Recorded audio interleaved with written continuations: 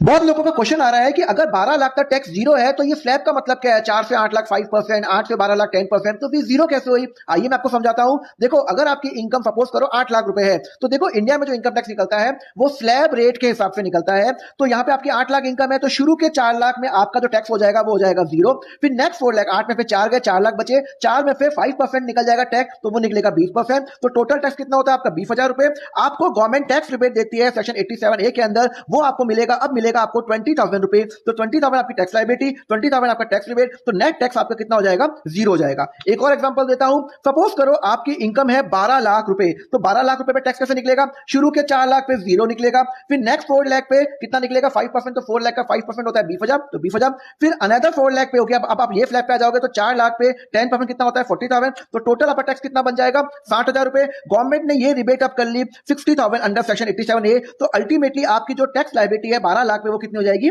Zero हो जाएगी। एक और एग्जांपल देता हूं। सपोज करो कि आपकी इनकम 16 लाख रुपए है, तो अगेन हम स्लैब के हिसाब से निकालेंगे। 0 से 4 लाख अगेन जीरो हो जाएगा। 4 टू 8 लाख 5%, तो 4 लाख पे 5% हो जाएगा 20,000 रुपए।